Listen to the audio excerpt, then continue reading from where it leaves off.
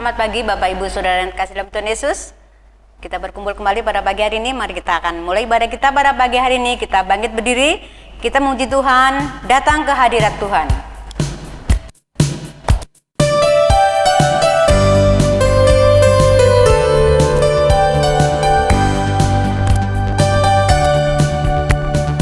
Datang ke hadirat Tuhan dengan hati yang penuh sukacita. Datang ke hadirat Tuhan dengan senyum dan muka yang gembira. Tanggalkan beban dan kesedihan yang ada di dalam hatimu. Kenakan jubah pujian, sambut hadirnya Sang Raja. Dan gunung-gunung pun bersorak-sorai memuji Dia. Dan pohon-pohon pun bertepuk tangan memuji Dia. Sekalian kita di sini berkumpul dan memuji Dia. Yesus Tuhan Raja, Dialah yang bertata di atas pujian. Datang ke hadirat Tuhan. Datang ke hadirat Tuhan dengan hati yang penuh sukacita. Datang ke hadirat Tuhan dengan senyum dan muka yang gembira. Tanggalkan beban dan kesedihan yang ada di dalam hatimu. Kenakan jubah pujian, sambut hadirnya Sang Raja. Dan gunung-gunung pun bersorak-sorai memuji Dia. Dan pohon-pohon pun bertepuk tangan memuji Dia. Sekalian kita di sini berkumpul dan memuji Dia. Yesus Tuhan Raja, Dialah yang bertata di atas pujian. Mari kita berdoa. Tuhan, terima kasih untuk pagi hari ini ya Bapak. Engkau sudah beri kami kekuatan pagi yang baru dan nafas kehidupan yang masih Engkau percayakan. Terima kasih Tuhan untuk ibadah pada pagi hari ini Tuhan. Kami boleh masih diberi kesempatan untuk menikmati akan firman-Mu Tuhan. Dan kami boleh menikmati akan puji-pujian pada pagi hari ini. Dan sebelum kami masuk dalam ibadah ini Tuhan, Engkau tilik setiap hati kami, ampuni kami Tuhan. Sehingga kehadiran kami pada pagi hari ini berkenan di hadapan-Mu. Terima kasih ya Tuhan Yesus. Dalam nama Tuhan Yesus kami berdoa. Bahwa pertolongan di dalam ibadah raya pada pagi hari ini datangnya dari pihak Tuhan yang menjadikan langit dan bumi dan yang tidak pernah meninggalkan ciptaan tangannya. Turunlah atas kita sekalian anugerah dan damai sejahtera dari Allah Bapa, Allah Putra dan Allah Roh Kudus. Amin. Silakan duduk kembali. Kita akan membuka Alkitab kita akan baca dari Nas Pembimbing. Pada pagi hari ini terambil di dalam 1 Petrus pasal yang keempat. Kita baca ayat yang ke-8. Kita akan baca bersama-sama 3-4. Tetapi yang terutama kasihilah sesungguh-sungguh seorang akan yang lain, sebab kasih menutupi banyak sekali dosa. Kita masih membuka Alkitab kita. Kita membaca Mazmur dari minggu yang lalu, kita lanjutkan Mazmur 22. Kita akan membaca Mazmur 22 ayat 13 sampai 19. Kita akan baca bersama-sama 13. Demikian bunyi firman Tuhan. Banyak lembu jantan mengerumuti aku, banteng-banteng dari bangsan mengepung aku. Mereka mengangahkan mulutnya terhadap aku seperti singa yang menerkam dan mengaung. Seperti air aku tercurah dan segala tulangku terlepas dari sendinya. Hatiku menjadi seperti lilin, hancur luluh di dalam dadaku. Kekuatanku kering seperti beling, lidahku melekat pada langit-langit mulutku. Dan dalam debu maut kau letakkan aku, sebab anjing-anjing mengerumutin aku. Gerombolan penjahat mengepung aku, mereka menusuk tangan dan kakiku. Segala tulangku dapat kuhitung, mereka menonton, mereka memandangi aku. Mereka membagi-bagi pakaianku di antara mereka, dan mereka membuang undi atas jubahku. Amin. Kita akan masuk dalam pengakuan iman rasuli. Kita memuji Tuhan. Yesus kekasih jiwaku. Boleh bertemu dengan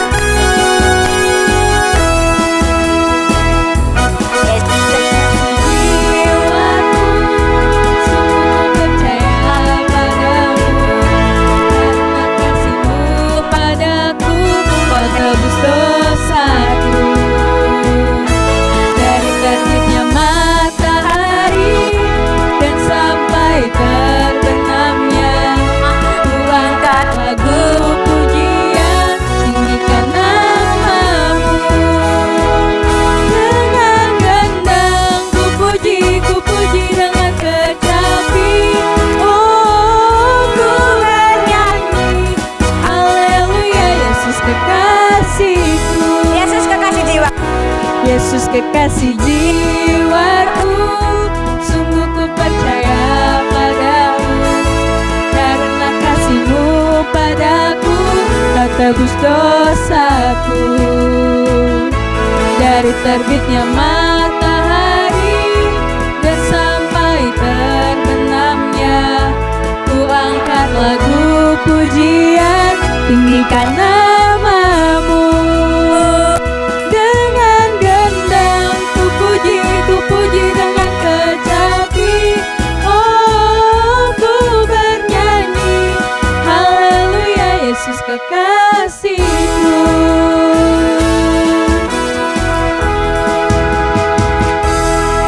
Bersama gereja Tuhan di segala tempat dan zaman, biarlah masing-masing kita berkata, aku percaya kepada Allah, Bapa yang Maha Kuasa, Khalik langit dan bumi, dan kepada Yesus Kristus, anaknya yang tunggal Tuhan kita, yang dikandung daripada Roh Kudus, lahir dari anak darah Maria, yang menderita sengsara di bawah pemerintahan Pontius Pilatus, disalibkan, mati dan dikuburkan, turun ke dalam kerajaan maut.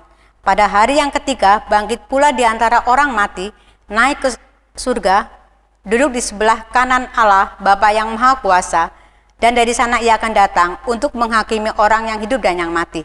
Aku percaya kepada Roh Kudus, gereja yang kudus dan am, persekutuan orang kudus, pengampunan dosa, kebangkitan tubuh dan hidup yang kekal. Amin. Silakan duduk. Kita akan masuk dalam persembahan. Kita akan mempersiapkan persembahan syukur kita. Kita muji Tuhan, kami bawa korban syukur.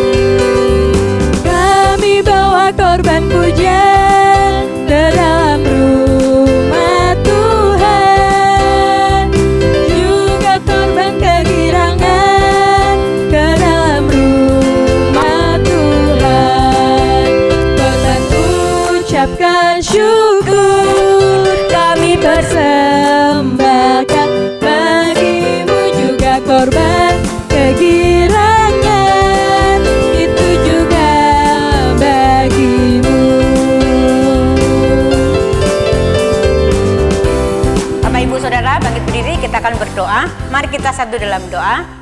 Tuhan, terima kasih untuk kesempatan dalam pagi hari ini Tuhan. Kami boleh memberikan persembahan syukur kami Tuhan.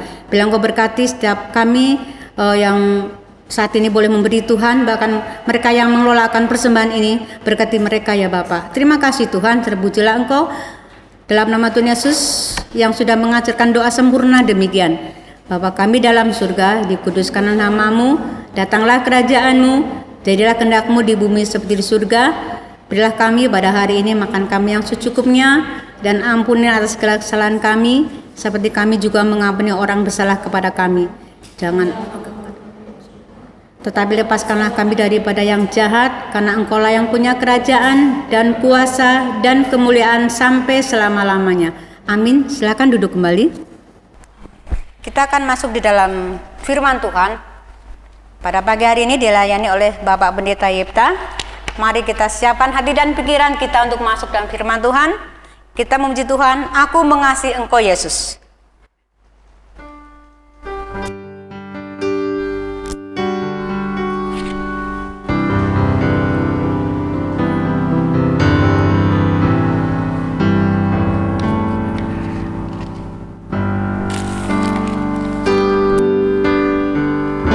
Dengan sikap berdoa kita memuji. Aku Engkau Yesus dengan segenap hatiku. Aku mengasihi Engkau Yesus dengan segenap jiwaku. Ku renungkan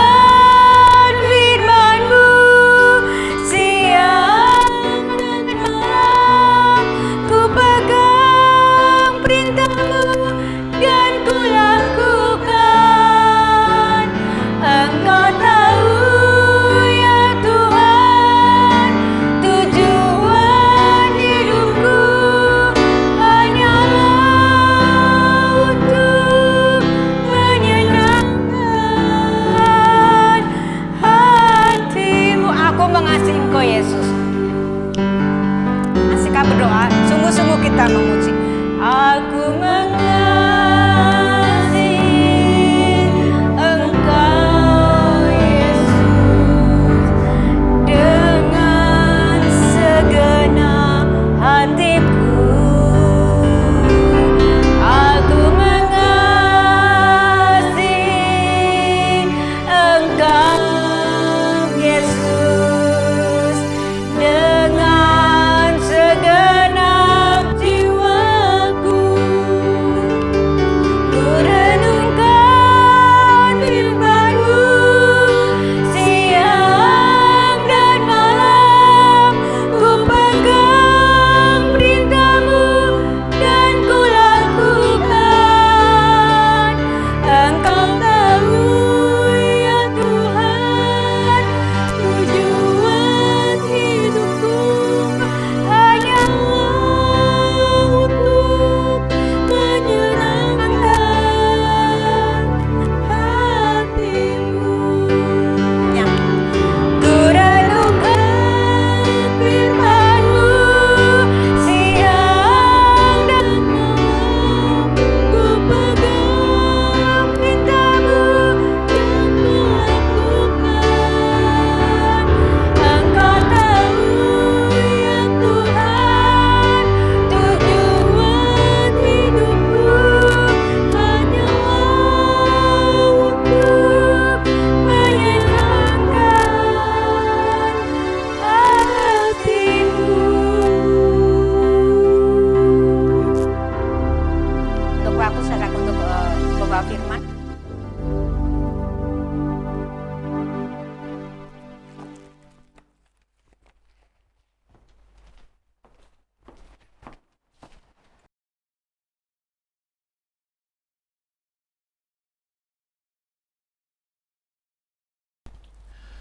Salam, jemaat yang dikasihi oleh Tuhan Yesus, kita patut bersyukur oleh anugerah-Nya yang kembali memberi kesempatan kepada kita untuk merenungkan akan firman-Nya. Sebelum kita membaca dan merenungkan firman Tuhan, mari kita bersama berdoa minta pertolongan Roh Kudus-Nya. Kita berdoa.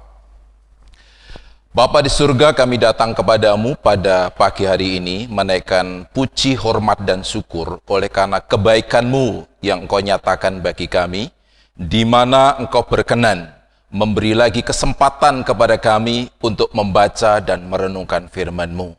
Kami memohon pertolongan dari Roh-Mu yang Kudus, memberi kuasa kepada kami untuk kami memiliki daya dengar yang baik, daya pikir yang cukup, dan daya terima hati yang dipenuhi dengan sukacita terhadap firman Tuhan.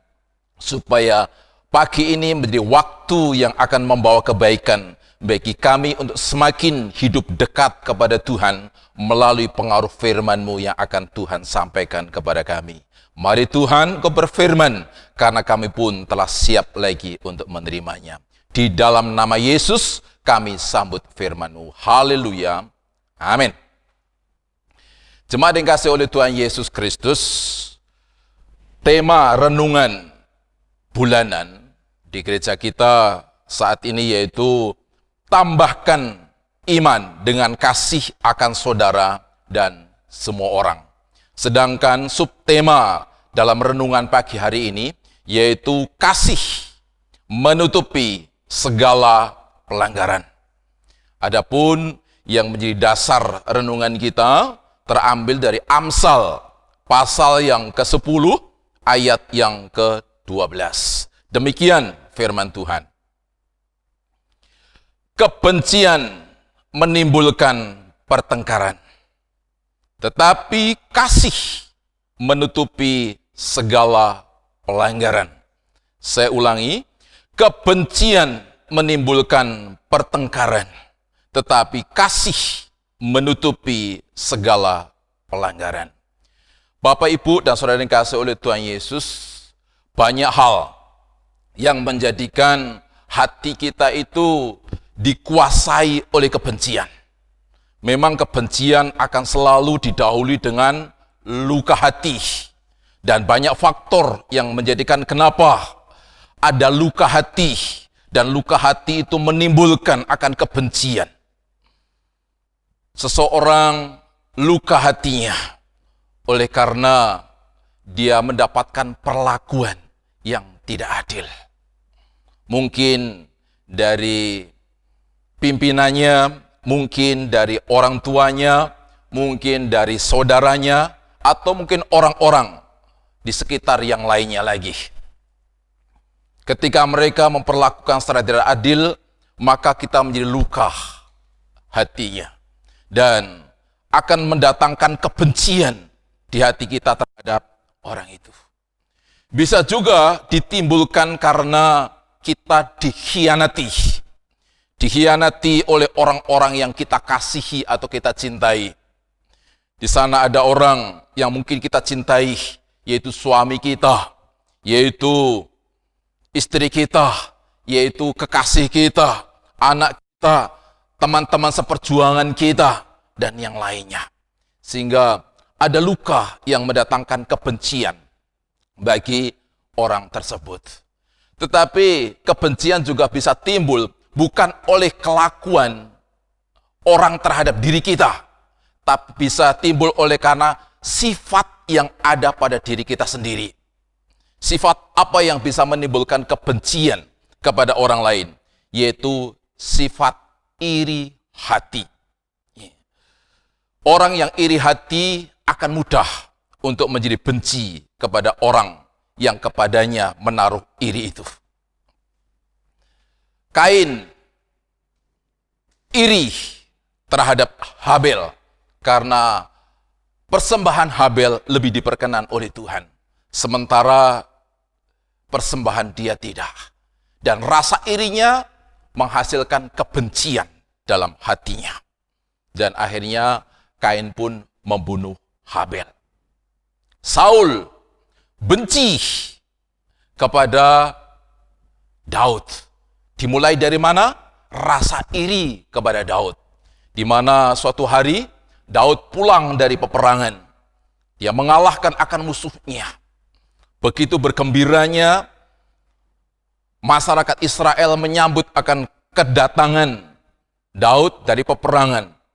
Dan mereka mengeluh-elukan kepahlawanan Daud itu. Dan ternyata hal yang sama tidak diterima oleh Saul. Hal itulah yang menjadikan dia merasa iri, lalu membenci Daud. Apapun dilakukan oleh Daud salah. Dan Saul terus menginginkan kematian Daud. Orang-orang Farisi iri terhadap Tuhan Yesus. Lalu mereka membenci Tuhan Yesus. Kenapa mereka iri dan benci kepada Yesus? Oleh karena banyak pengikutnya yang berbalik hati untuk percaya kepada Yesus dan mengikutinya. Mereka merasa dirugikan oleh pelayanan Tuhan Yesus. Saudara-saudara Yusuf benci kepada Yusuf. Dimulai dari mana? Rasa iri dalam diri mereka. Oleh karena Yusuf mendapatkan perlakuan yang begitu istimewa dari bapaknya. Bahkan banyak perkara-perkara ilahi yang juga dinyatakan kepada Yusuf dari sejak Yusuf masih kecil.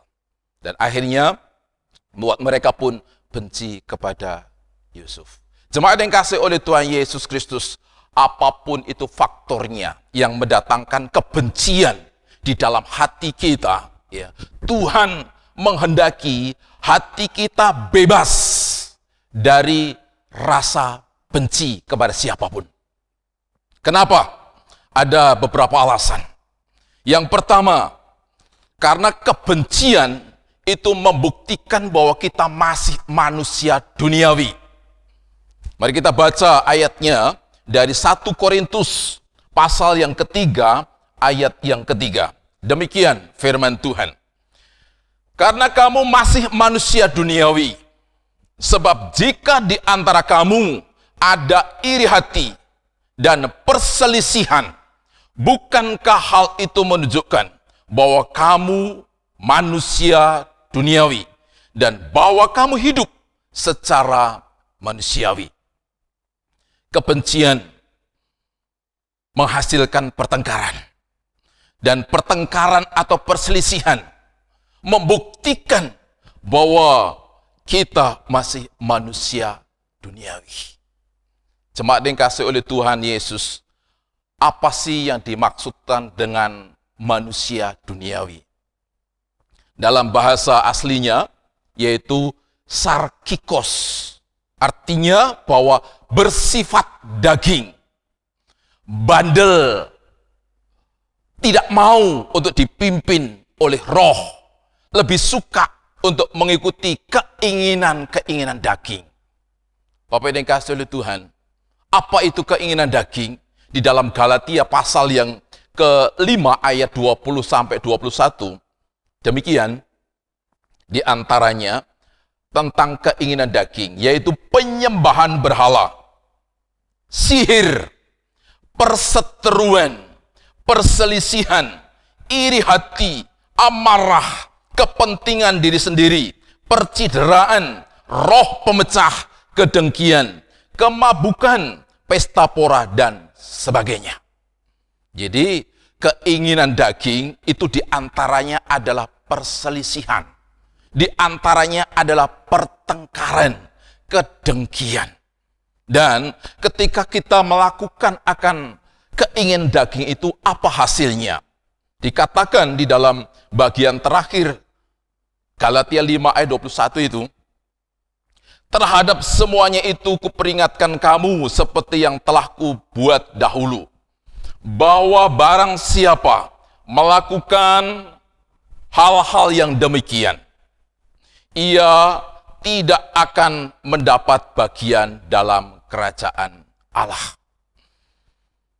Barang siapa melakukan hal-hal yang demikian, yaitu hidup secara duniawi, hidup secara sifat daging, ya di antaranya adalah hidup dalam pertengkaran, hidup dalam perselisihan, maka dia tidak akan pernah mendapatkan bagian dalam kerajaan Allah. Jemaat dikasihi oleh Tuhan Yesus, apa itu kerajaan Allah? Kerajaan Allah pengertian yang pertama, yaitu kerajaan yang kekal. Surga.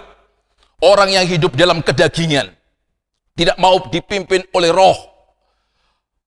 Perbuatan-perbuatan rohani dianggap sebagai suatu kebodohan, dan lebih suka membiarkan diri dikendalikan oleh perbuatan daging.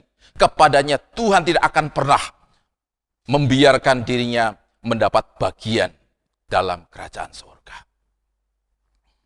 Dan yang kedua, apa itu pengertian dari kerajaan Allah?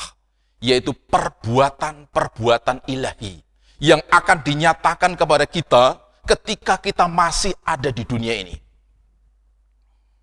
Tuhan tidak akan pernah membiarkan kita mendapatkan bagian, yaitu perbuatan-perbuatan ilahi dalam hidup kita. Tuhan tidak akan pernah menyatakan kuasanya, tidak akan pernah menyatakan kasihnya, damai sejahteranya, rahmatnya, kemuliaannya di tengah-tengah akan kehidupan kita. Jemaat yang dikasihi oleh Tuhan Yesus, karena itulah Rasul Paulus pernah memberi nasihat kepada Timotius dalam 1 Timotius pasal 2 ayat yang ke-8. Ya. Demikian, oleh karena itu aku ingin supaya di mana-mana orang laki-laki berdoa dengan menadahkan tangan yang suci, tanpa marah dan tanpa perselisihan. Sepertinya dalam ayat ini hanya diperuntukkan bagi laki-laki. Tapi sebenarnya firman Tuhan ini bagi semua orang. Dikehendaki ketika berdoa, supaya berdoa dengan tangan yang suci, tanpa marah, tanpa perselisihan. Kenapa Rasul Paulus menasihatkan itu? Karena sebanyak apapun doa kita, sepanjang apapun lama kita berdoa, seindah apapun kata-kata doa kita, tidak akan pernah membuat kita mendapatkan hak kerajaan Allah, yaitu jawaban dari doa kita. Ketika kita sendiri masih berdoa dalam perselisihan, berdoa di dalam amarah. Cepat dikasih oleh Tuhan Yesus Kristus. Karena itu menjadi penting bagi kita untuk kita sungguh-sungguh bagaimana menjauhkan hati kita itu dari cengkeraman kebencian. Ya. Karena itu akan menjadikan kita sebagai orang yang duniawi, dan dengan demikian maka kita pun tidak akan mendapat hak kerajaan Allah. Itu yang pertama. Yang kedua, kenapa Tuhan menghendaki supaya hati kita itu bebas dari kebencian? Karena kebencian membuktikan kita masih hidup di dalam kegelapan. Ketika ada kebencian dalam diri kita, itu akan membuktikan bahwa kita masih hidup di dalam kegelapan. Kita baca ayatnya, 1 Yohanes pasal yang kedua, ayat yang ke-9. Demikian sabda Tuhan. Barang siapa berkata bahwa ia berada di dalam terang, tetapi ia membenci saudaranya, ia berada di dalam kegelapan sampai sekarang. Ia masih berada di dalam kegelapan sampai sekarang. Ketika kapan? Ketika kita masih membenci akan saudara kita. Kalau di dalam terjemahan lain, ya, kegelapan itu sama dengan maut. Itu dalam 1 Yohanes 3 ayat 14. Kita tahu bahwa kita sudah berpindah dari dalam maut ke dalam hidup, yaitu karena kita mengasihi saudara kita.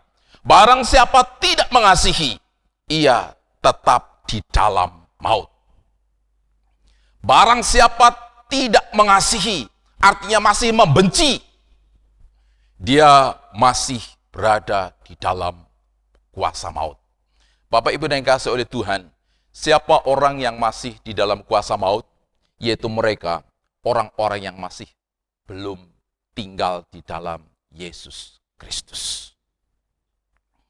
Karena itu, orang yang sudah berada di dalam Kristus, dia adalah orang yang sudah di dalam terang, tidak lagi di dalam kegelapan. Tapi orang yang belum di dalam Kristus, itu artinya bahwa dia belum berpindah dari kegelapan kepada terang ilahi, yaitu berada di dalam Kristus Yesus. Kalau di dalam Roma, pasal yang ke-13 ayat 14, Paulus menasihatkan demikian. tetapi kenakanlah Tuhan Yesus Kristus sebagai perlengkapan senjata terang. Kenakanlah Kristus sebagai perlengkapan senjata terang. Apa yang dimaksud dengan kenakanlah? Kenakanlah itu sama dengan orang yang berganti pakaian. Yang lama dilepas, ditinggal, dan mengenakan yang baru.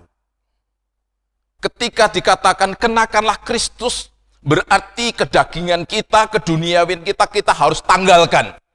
Dan kini kita harus mengenakan Kristus di dalam hidup kita. Jemaat yang kasih oleh Tuhan Yesus Kristus, mengenakan Kristus tidak sama dengan menjadi orang Kristen. Karena apa? Karena tidak semua orang Kristen sudah mengenakan Kristus di dalam hidupnya. Orang yang sudah mengenakan Kristus pasti orang Kristen. Tapi tidak semua orang Kristen sudah mengenakan Kristus dalam hidupnya. Kekasih-kekasih Tuhan, Tuhan tidak menghendaki kita menjadi orang Kristen. Tapi Tuhan menghendaki kita menjadi serupa dengan Kristus Yesus. Tuhan menghendaki kita bukan mengkristenkan orang, tetapi mengkristuskan orang. Bapak yang dikasihi oleh Tuhan, ketika Tuhan Yesus dibenci, bagaimana sikap hatinya? Dia tidak membenci. Ketika dia diperlakukan secara tidak adil, bagaimana sikap hatinya? Dia tidak membenci kepada orang yang memperlakukan tidak adil terhadap dirinya. Ketika dia dikhianati, bagaimana sikap hatinya? Tidak membenci atas orang yang mengkhianati dirinya. Sebaliknya, apa yang dikatakan? Ampuni mereka. Karena mereka tidak tahu apa yang mereka berbuat.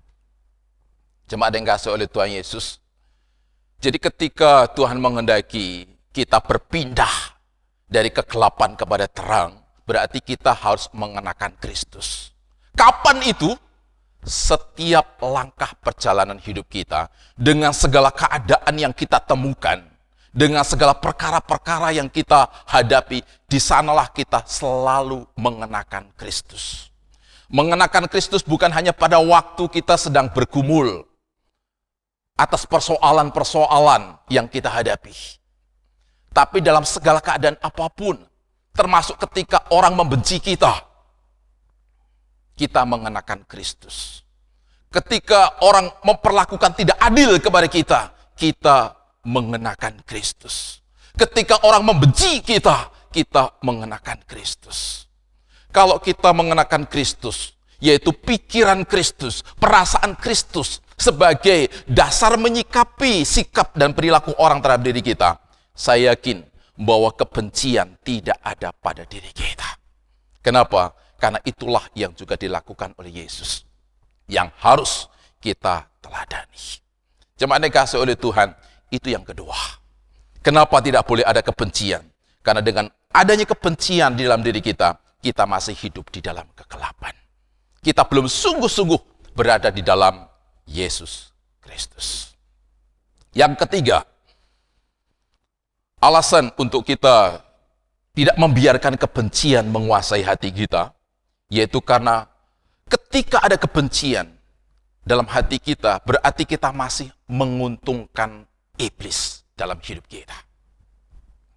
Ayatnya dari 2 Korintus pasal yang kedua, ayat yang ke-11. Mari kita perhatikan bersama-sama 2 Korintus pasal yang kedua, ayat yang ke-10 sampai 11. Demikian firman Tuhan. Sebab barang siapa yang kamu ampuni kesalahannya, aku mengampuni. Sebab jika aku mengampuni, seandainya ada yang harus kuampuni, maka hal itu kubuat karena kamu di hadapan Kristus, supaya iblis jangan beroleh keuntungan atas kita. Sebab kita tahu apa maksudnya. Bapak yang dikasihi oleh Tuhan Yesus, kenapa harus mengampuni? Mengampuni itu artinya melepaskan kebencian, meninggalkan akan itu, ya, menyatakan kasih dalam bentuk pengampunan, ya. Karena dengan adanya kebencian dalam diri kita terhadap seseorang, berarti kita masih memberi keuntungan bagi iblis. Seringkali kita menyanyikan pujian, ya, Tuhan, ku mau menyenangkanmu. Tapi seringkali pujian ini pun hanya sampai kepada mulut bibir kita, tidak sampai kepada tindakan hidup kita. Ya, hidup kita belum betul-betul menyenangkan hati Tuhan. Ya, ketika kita masih hidup menguntungkan iblis melalui hidup dengan kebencian yang terus menguasai hati kita dan bahkan mendatangkan perselisihan, mendatangkan pertengkaran, maka itu belum menyenangkan akan hati Tuhan. Jemaat yang kasih oleh Tuhan Yesus, bukankah banyak orang Kristen, ya, yang masih pekerjaannya menguntungkan iblis dan bukan menguntungkan Tuhan. Ketika ada kebencian di hati kita, kita tidak akan pernah mendapatkan keuntungan. Orang tidak akan pernah mendapatkan keuntungan. Tuhan pun tidak akan diuntungkan melalui itu. Yang untung adalah iblis. Kenapa dia mendapatkan keuntungan? Firman Tuhan katakan dalam Matius 18:19, ya. Barang siapa di dunia ini ada dua orang sepakat meminta apapun di hadapan Bapa di surga, maka Bapa di surga akan mengabulkan permintaan mereka. Sepakat itu didahului dengan kesehatian. Hidup dalam kebersamaan, hidup rukun. Tidak mungkin orang yang berselisih karena kebencian menjadi sepakat. Ya. Dan juga ada firman Tuhan katakan dalam Mazmur 133. Ya. Tuhan memerintahkan berkat kemana? Kepada mereka orang yang hidup rukun. Jemaat yang dikasihi oleh Tuhan, ketika ada himpunan yang sepakat, yang sehati, ketika ada kerukunan di sana, Tuhan mencurahkan berkat. Tuhan mencurahkan perkenanannya untuk mendengar doa dan menjawab doa mereka itu. Itu artinya bahwa kuasa Allah dinyatakan. Nah, kalau kuasa Allah bekerja di tengah-tengah himpunan orang itu, maka iblis akan sulit untuk mengalahkannya. Misi iblis itu adalah mencuri, membunuh, dan membinasakan. Dan itu tidak akan pernah tercapai ketika kuasa Allah dinyatakan bagi orang-orang yang menjadi sasarannya itu.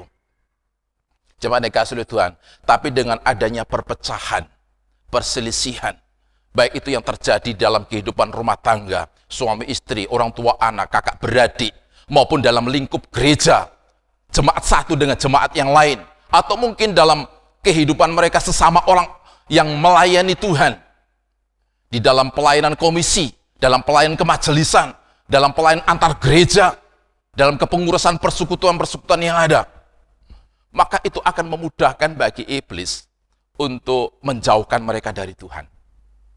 Dan kalau mereka tidak ada kuasa dari Tuhan, maka kuasa iblislah yang akan mudah untuk bisa menguasai mereka dan menaklukkan, mengalahkan mereka, lalu mencuri hatinya, ya, membunuh dan membinasakan mereka. Itulah keuntungan dari si iblis. Jadi jemaat yang kasih oleh Tuhan Yesus Kristus, itulah kenapa Tuhan menghendaki supaya di dalam hati kita tidak muncul dan bertumbuh kebencian itu. Ya, karena itu hal-hal yang tentu tidak membawa kebaikan bagi diri kita orang percaya dan kemuliaan bagi namanya. Jemaat dikasihi oleh Tuhan, bagaimana supaya di hati kita itu tidak tumbuh, ya, kebencian terhadap sesama kita. Firman Tuhan tadi di dalam dasar renungan kita, Amsal 10:12 bagian B, ya, dikatakan, tetapi kasih menutupi segala pelanggaran. Kasih menutupi segala pelanggaran. Jemaat yang kasih oleh Tuhan Yesus, kalau dalam nas pembimbing yang sudah kita baca di awal ibadah tadi, bahwa kasih menutupi segala dosa. Apa yang dimaksud menutupi? Ya, menutupi tidak sama dengan menghapus, ya. Kasih tidak akan pernah menghapus dosa. Sebanyak apapun itu kasih yang kita miliki, tidak akan pernah bisa menghapus dosa kita. Karena yang bisa menghapus dosa kita adalah darah Yesus yang dicurahkan di kayu salib, yang pada minggu depan kita akan rayakan bersama-sama, akan kita syukuri bersama-sama lewat sakramen perjamuan kudus. Menutupi tidak sama dengan menghapus. Menutupi juga tidak sama dengan kompromi dengan dosa. Tuhan Yesus tidak pernah kompromi dengan dosa. Tapi dia mengasihi orang-orang berdosa. Ketika ada perempuan berzina, mereka orang-orang mengerumuninya. Dan saat itu mereka siap menghukum dengan merajam pakai batu sampai perempuan itu mati. Tetapi Yesus ada di tengah-tengah mereka. Bapak yang dikasihi oleh Tuhan, apakah Yesus membenci perempuan yang berzina itu? Tidak. Dia tidak pernah kompromi dengan dosa yang dia lakukan. Ketika perempuan itu insaf akan kelakuannya, lalu dia bertobat, Yesus berkata apa? Pergilah dan jangan berbuat dosa lagi. Pergilah dan jangan berbuat dosa lagi. Itu artinya bahwa dia tidak pernah kompromi dengan dosa perempuan yang berzina itu. Tapi dia mengasihi akan orang yang melakukan itu. Ketika ada pemungut cukai juga dikenal pada waktu sebagai orang berdosa. Bapak yang dikasihi oleh Tuhan, Yesus tidak suka dengan dosa yang dilakukan oleh pemungut cukai, yaitu yang suka merampas hak-hak orang. Tetapi dia mengasihi orang yang melakukan dosa ini. Di antaranya adalah Sakius, yang pada akhirnya dia pun mendapatkan kerajaan Allah, yaitu keselamatan kekal oleh kesadaran Sakius terhadap dosanya dan meninggalkan akan perbuatan dosanya itu. Yesus tidak kompromi dengan dosa yang dilakukan oleh perampok yang disalib bersama-sama dengan dia. Tetapi dia mengasihi orang yang melakukan dosa perampokan itu. Ketika perampok ini mengakui bahwa Yesus adalah Raja yang akan datang, yang akan menentukan tentang siapa yang akan selamat dan siapa yang binasa, dia pun meminta supaya Yesus ingat akan dia. Dan itu bukti akan pertobatannya dan pengakuan iman bahwa Yesuslah penentu dari hidup dan kehidupan itu. Jemaat yang kasih oleh Tuhan Yesus Kristus, jadi menutupi itu tidak sama dengan kompromi. Ya. Menutupi itu sama dengan mengampuni. Dalam 1 Korintus pasal 13 ya, tentang penjelasan kasih di sana ya, bahwa kasih itu menutupi segala sesuatu. Apa maksud menutupi? Yaitu tidak mengungkit-ungkit, tidak membesar-besarkan, tidak memberitakan kemana-mana tentang pelanggaran atau dosa atau kesalahan seseorang. Dan itulah sebenarnya panggilan kita. Ketika hati kita dikuasai oleh kasih, maka kita tidak akan pernah mengungkit-ungkit pelanggaran seseorang. Tidak akan mengumbar dalam bentuk cerita kemana-mana dosa orang tersebut. Tapi sekarang ini kan hampir setiap kali seseorang bikin status, ya, status di FB, di IG, maupun juga di WA, ya, apa isinya? Menceritakan tentang dosa seseorang. Bapak ini kasih oleh Tuhan, ketika kita menceritakan dosa seseorang, dan itu mungkin dilatar belakangi oleh karena kita benci terhadap orang itu, maka kita sebenarnya secara tidak sadar, kita sedang membagikan kebencian itu kepada orang lain. Kita berharap kebencian yang kita miliki atas orang itu juga dimiliki oleh orang lain. Membenci akan orang itu, mendukung akan diri kita. Jemaat yang dikasihi oleh Tuhan, Tuhan memanggil kita bukan untuk membagikan kebencian yang kita miliki kepada orang lain, tetapi membagikan kasih. Kasih itu apa? Yaitu menutupi pelanggaran. Menutupi akan dosa. Ya. Nah, kalau mungkin kasih ada pada kita, maka itu yang akan membuat hati kita tidak akan tertanami oleh benih yang namanya benih kebencian. Bahkan menjadi bertumbuh. Dan kalaupun mungkin sudah ada kebencian yang mengakibatkan ada perselisihan antara kita dengan seseorang, kasihlah yang akan bisa menyelesaikan akan hal itu. Karena itulah Bapak Ibu yang dikasihi oleh Tuhan, mari tambahkan imanmu dengan kasih akan saudara dan semua orang. Siapapun mereka, orang yang suka dengan kita, orang yang tidak suka dengan kita, orang yang membenci kita, orang yang tidak membenci kita, orang yang mengkhianati kita, atau orang yang tetap setia kepada kita, orang yang kita kenal maupun orang yang tidak kita kenal. Kita harus betul-betul membagikan akan kasih itu satu dengan yang lain. Beritakanlah itu kasih melalui apapun, melalui perkataan kita langsung, atau mungkin melalui status yang ada di medsos yang kita miliki dan yang lainnya. Supaya apa? Ya, supaya tidak semakin banyak terjadi pertengkaran-pertengkaran. Karena pertengkaran hanya akan mendatangkan keuntungan bagi iblis. Jemaat yang dikasihi oleh Tuhan, jangan lagi kita hidup secara duniawi. Jangan lagi kita hidup di dalam kegelapan. Jangan lagi kita hidup di dalam menguntungkan akan iblis. Tetapi mari kita hidup menyenangkan dan memuliakan akan Tuhan. Dengan apa? Dengan membiarkan hati kita dilingkupi oleh kasih Tuhan yang dinyatakan kepada sesama orang-orang di sekeliling kehidupan kita. Tuhan Yesus memberkati kita melalui firman-Nya. Kita akan berdoa. Mari Bapak Ibu kita tunduk kepala dan bersyukur untuk firman Tuhan yang Tuhan sudah nyatakan kepada kita sekalian pada pagi hari ini. Kita berdoa.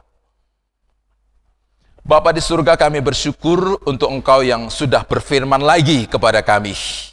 Tuhan menghendaki supaya hati kami tidak dikuasai oleh kebencian yang akan mendatangkan pertengkaran, namun dikuasai oleh kasih. Karena kasih itulah yang akan menjadikan kami hidup menyenangkan dan memuliakan Tuhan, dan menjadikan hidup kami pun membawa keberkatan bagi setiap orang-orang yang ada di sekeliling kehidupan kami. Firman-Mu sudah berhenti disampaikan. Bila Roh-Mu yang sudah menolong kami mendengar akan firman itu, Roh-Mu itu pula yang dengan kuasanya menolong kami untuk bukan hanya membuat kami mendengar, namun juga melakukan akan firman ini. Dan dengan demikian, Tuhan akan dipermuliakan melalui pembaharuan hati, pikiran, dan sikap hidup kami oleh pekerjaan firman yang Tuhan sudah nyatakan kepada kami pada pagi hari ini. Bapa di surga, kini kami pun menyerahkan seluruh kehidupan jemaat-Mu.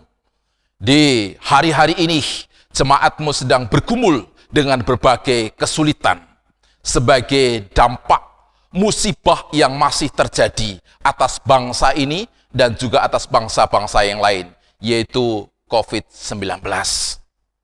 Kiranya pemeliharaan yang nyata dari Tuhan Engkau anugerahkan kepada seluruh jemaat Tuhan. Pemeliharaan dalam bentuk curahan kuasa yang melindungi jemaat-Mu dari pemaparan virus COVID-19. Jangan biarkan Tuhan satu orang pun dari jemaat-Mu mengalami sakit karena virus maupun penyakit-penyakit yang lain.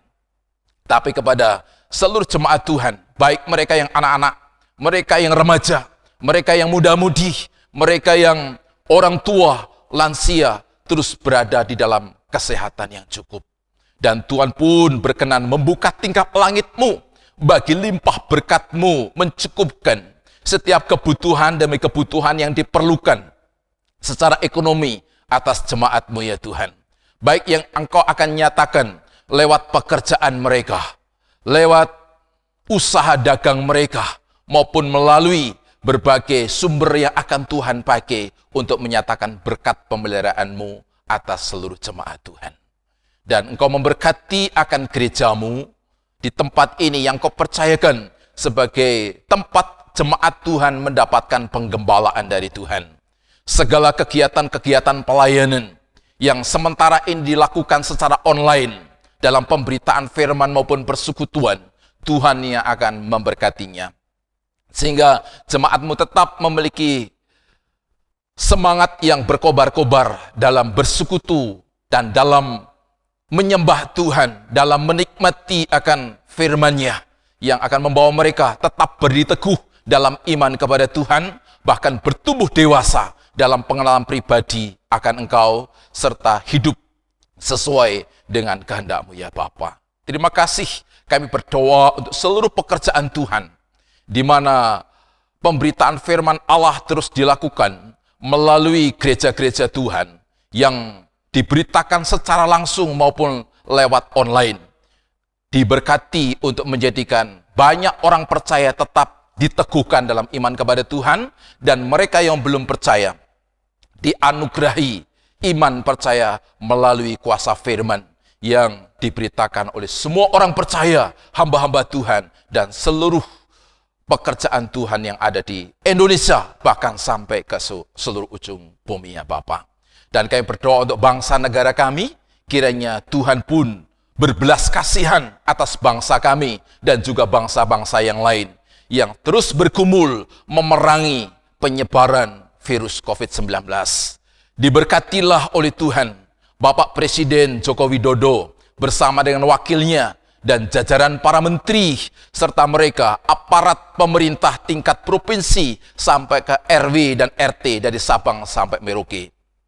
Beri hikmat kepada mereka dan hati yang bijaksana yang akan memampukan mereka untuk melaksanakan tugas pemeliharaan bagi masyarakat Indonesia ini dari penyebaran virus COVID-19. Dan mereka yang turut mendukung langkah dan gerak pemerintah, yaitu para relawan maupun pihak keamanan, Polri dan TNI, serta para tim medis, dokter, perawat yang di rumah sakit, Tuhan memberkati mereka pula.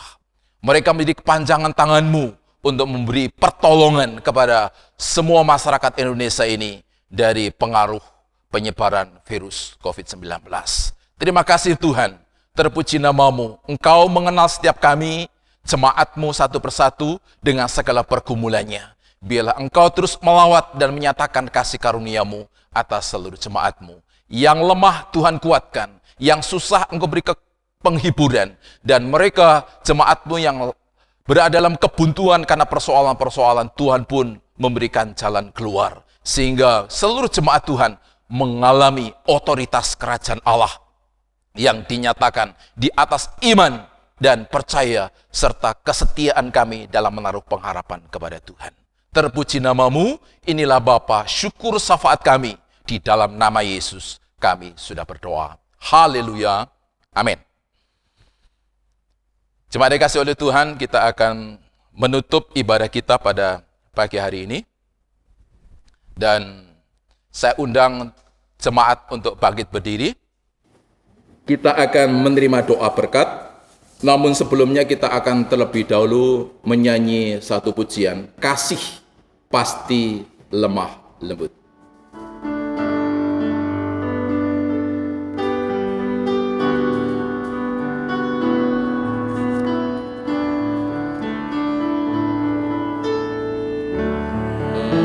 Pasti, pasti.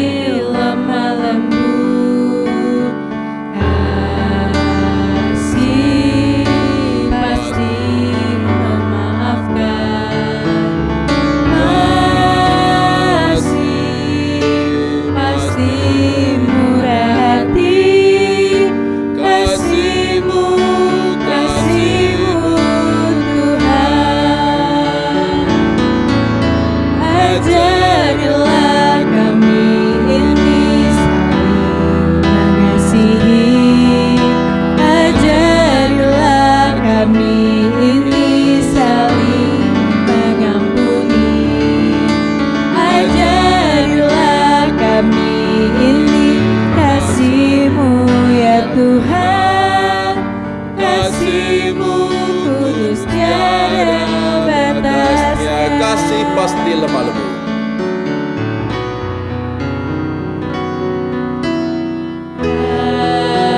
Kasih pasti lemah lembut,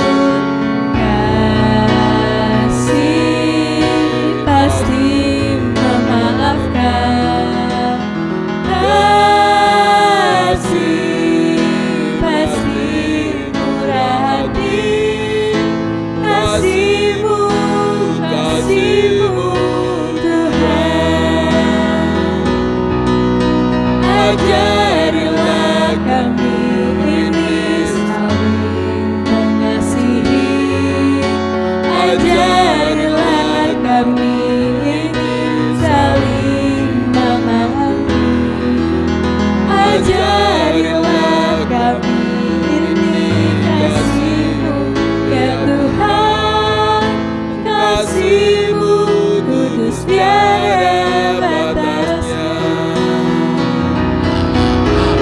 Ajarilah kami ini saling mengasihi, ajarilah kami ini saling mengampuni, ajarilah kami ini kasih-Mu, ya Tuhan, kasih-Mu kudus tiada batasnya.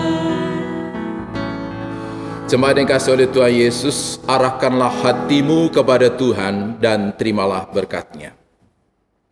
Kiranya pengasihan yang berlimpah-limpah dari Allah Bapa kita di surga, damai sejahtera oleh anugerah pengampunan, dan kepastian keselamatan dari Sang Gembala Agung Tuhan Yesus Kristus, kekuatan penyertaan dan penghiburan Roh-Nya Kudus, memberkati kita sekalian dari siang hari ini lagi, hingga Maranatha, Yesus Kristus datang kembali. Amin.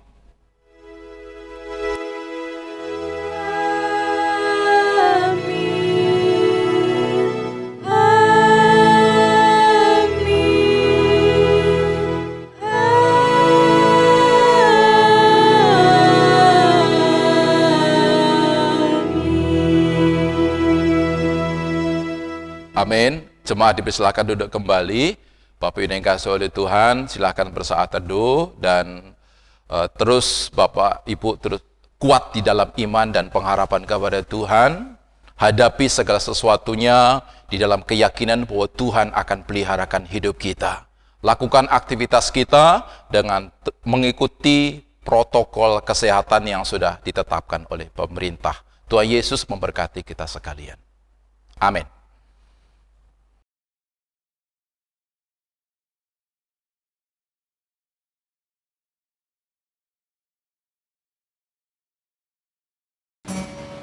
Shalom, kami dari